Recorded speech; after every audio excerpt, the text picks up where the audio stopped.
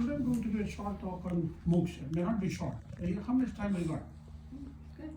We got a lot of time. Okay, I haven't timed myself. So the topic is Moksha. But before we get to Moksha, I want to say something to all of you. Shravan month comes only once a year. We only get 4 Mondays, and not necessarily every Monday we have a Rudra. We should use this also rest of the year. See, some years ago, before Shravan month, we used to meet every 2-3 weeks, practice Rudra Patthan, same we did before Mahashivratri. But that, for some reason, has fallen out. For your own good, for your health and your mental health and preventing dementia, it is good to learn something every day. So maybe we should restart meeting, not very often, every 3-4 weeks, once in the afternoon, Sunday, Saturday, anytime, and spend a bit of time chanting and learning something new. It doesn't take long to learn something, and even if you spend 15-20 minutes each day, you can learn quite a bit. See, now I'm retired, but before I retired, I'd read all the 4 Vedas, many Upanishads, getting up at night and getting up in the morning and reading it. So you can do it. It's not impossible. So just some suggestion. Anyway, so the topic is Moksha. Moksha means release, Sodavadu. And we should try and separate Moksha and Swarga. Swarga is heaven. And I worked out that Swarga is like getting a visitor visa, while Moksha is a migrant visa. Because Swarga is, if you have the punya or whatever, you do good things, you go to heaven, but for a limited time.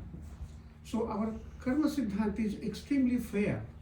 Now the Puranas have not followed that necessarily. For minor offenses, we've heard that people getting badly punished, like that Sadanand Katha, which I stopped reading now for a number of years.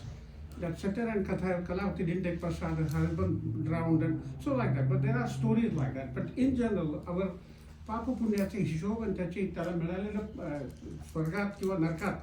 So it's a limited time. It is not there forever. This is different to Christianity.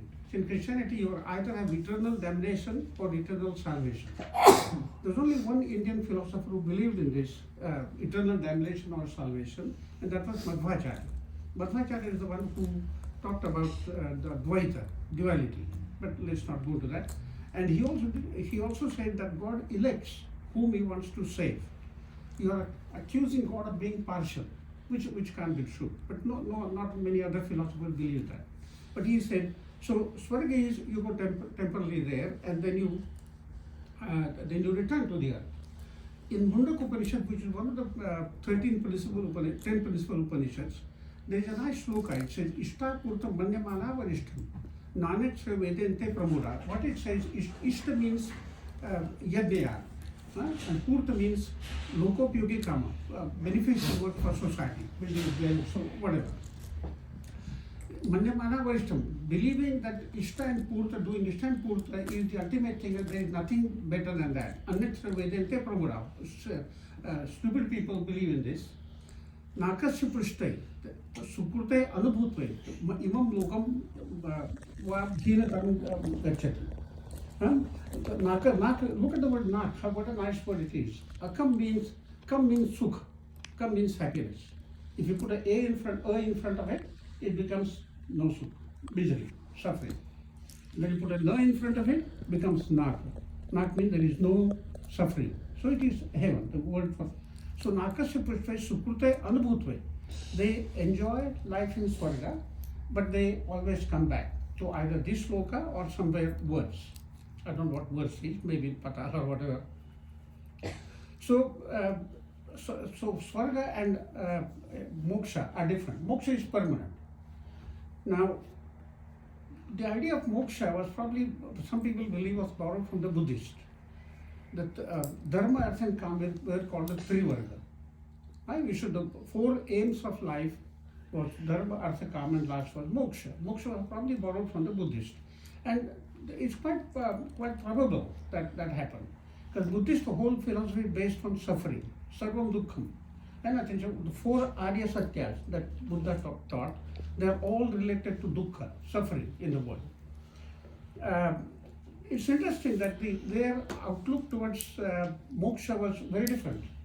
So Buddha, of course, was an enlightened person, but his followers, some of whom became enlightened, when they attained enlightenment, they didn't want to go to moksha. They called nirvana. Their word for moksha is nirvana. They didn't want to go to have nirvana. They wanted to come back on this earth and help people who are suffering, which is a more practical way of doing it rather than saying moksha means you are permanently there.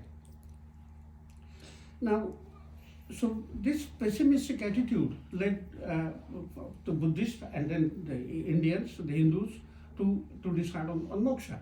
They said life is a misery. Punarapi jananam, punarapi maranam, punarapi janani jatrai sayanam, Shankaracharya said. That means you are born again, you are again in the mother's womb, and you suffering all the time. So they wanted to get out of this cycle of birth and death, and that is what moksha is.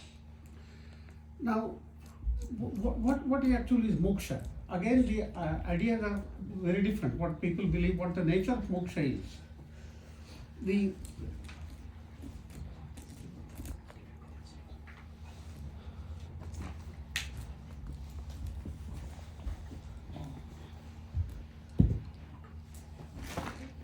So nature of moksha is different depending on whose view you take. Like for Shankaracharya, the Advaita philosopher, for him moksha is merging into divinity. You have no individual existence, you are merged with God. That's the end.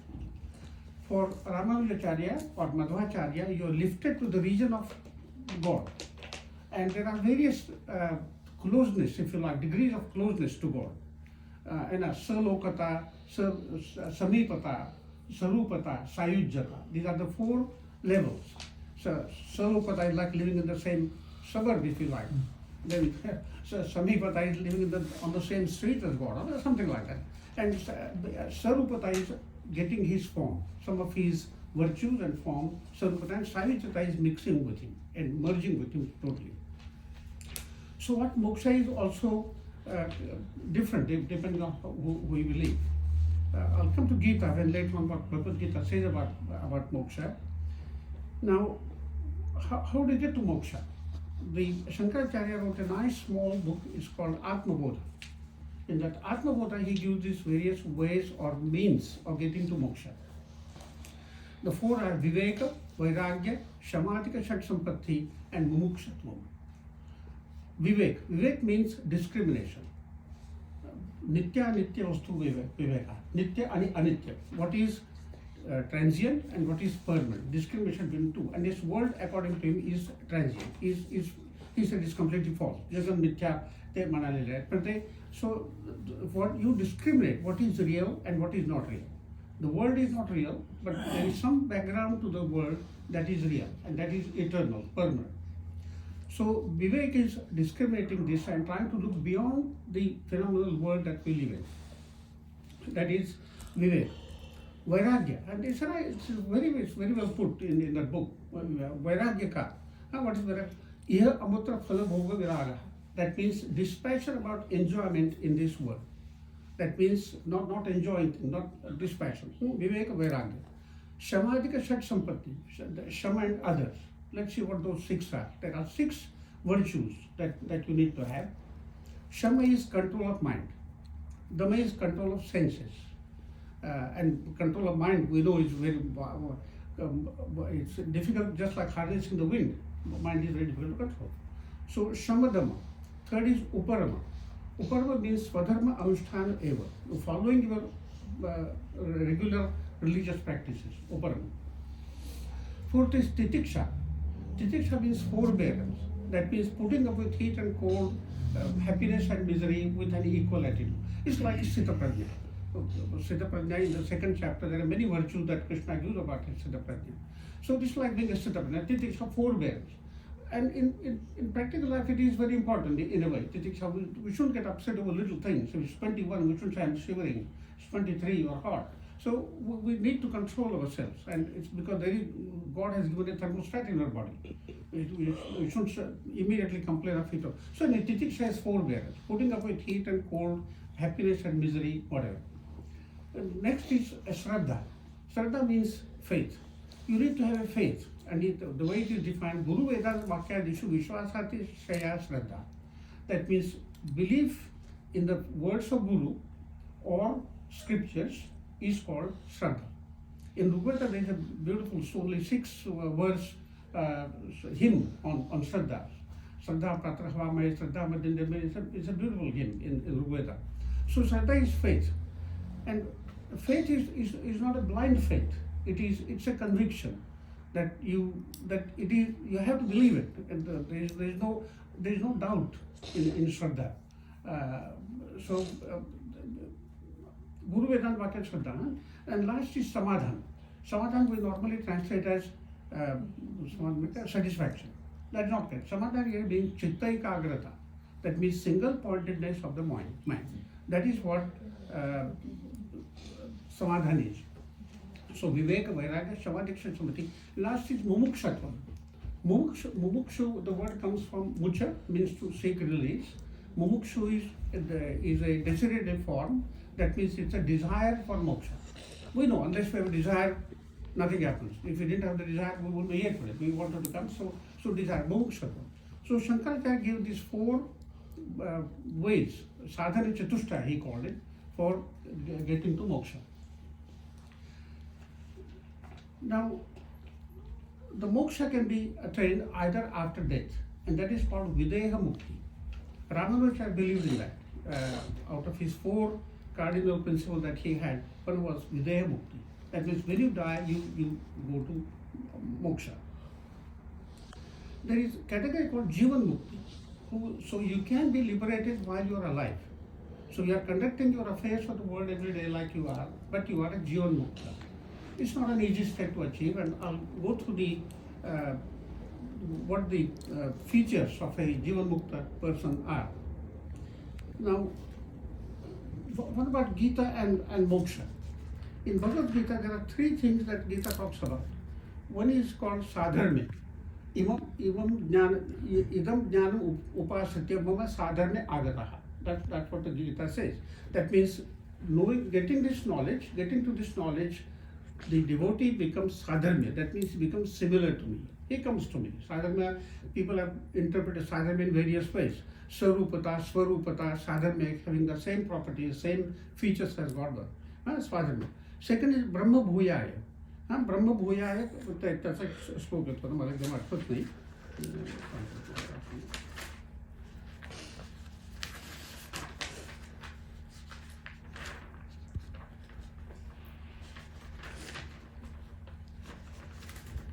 So Brahma Bhuyaya is the other one. And third is Ahankaram Balam Darpam, Kavam Kodam Parigraham. These are the ones you have to leave.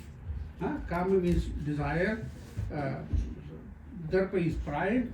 So various things you have to denounce, you have to leave them. Vimucha Nirmama Shanto Brahma Bhuyaya Kalpate. When you forget all these, ignore all these, then you become Brahma Bhuya. That means becoming like God. The third is Parvesha, entering God. And for that it says, Bhaktya mam abhijanati yavan yaschami tatpataha. Bhaktya, by bhakti, by devotion, mam abhijanati, he knows me as much as he could. Because it is impossible to know God completely, but he knows me as much as he could. And what I am, tato mam tatvato jnatva vishate tarantam. And once having known me like that, then he enters me. So in Bhagavad Gita, these are the 3 things: sadharme, Brahma Bhuyaya, and Pravesh or Vishate. Now, what are the features of a Jivan Mukta? One who is liberated while he is alive. And what can we put into practice? A lot of these things are not necessarily easy, but in Shankaracharya wrote a text called Vivek Chudamani. Vivek Chudamani is a 500 odd verses, and there it's all philosophical, Advaita philosophy. And there are 8 or 10 slokas which talk about the features of a Jivan Mukta. Who is a Jivan Mukta? Yasya sthita bhavet prajna, yasya nando nirantara. Prapancho visputa praya sas Jivan Mukta chade. He is not engaged in the world. He is in the world, but he is not engaged. आपल्याकडे एका संतांनी म्हटलं होतं, हे साधू संत जे असतात ते प्रपंचात दिसतात, असतात असं नाही आहे. They're not in it. They are living the life, but they are really not involved in religion.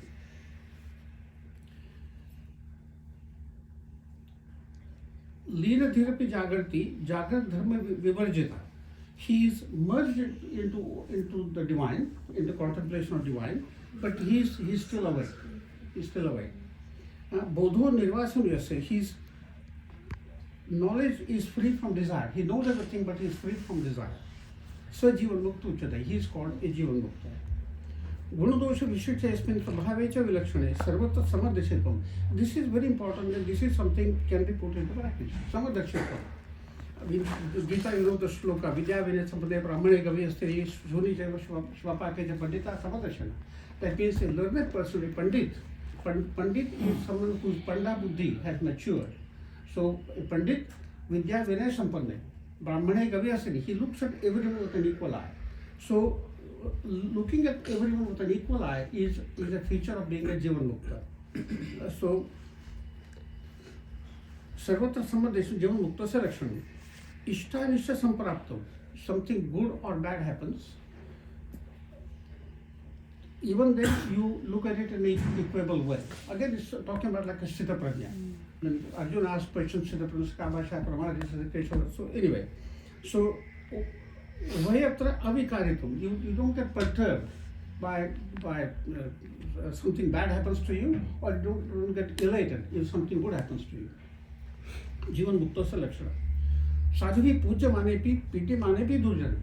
Somebody may be praising you, some good person may be praising you, an evil person may be abusing you, but you still don't lose your cool. You have, and that is a feature of Jivan Mukta.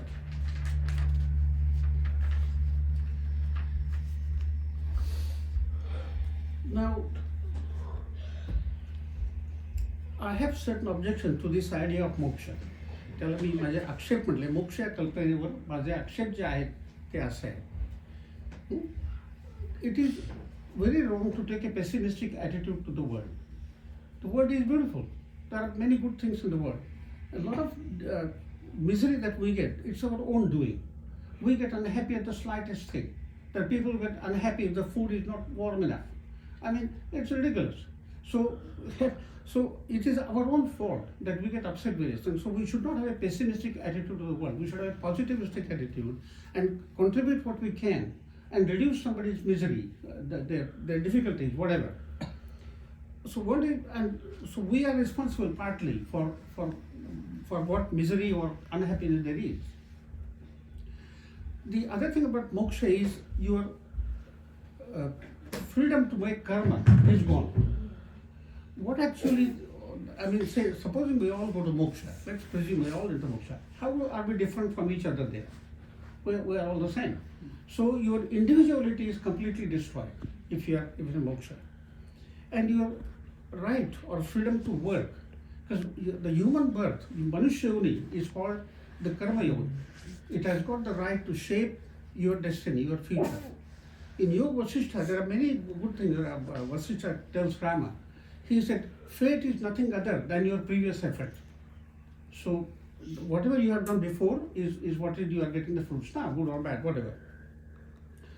So you lose the freedom to undertake work, good or bad, whatever. There is no unanimity about the nature of moksha. As said before, some believe it's a sayujjata, salupata, and you go close to the God, you merge with him, whatever. And you lose your individuality. So these are the, in my opinion, moksha hai palpudepana hai. I don't know how to put that in English. Escapism.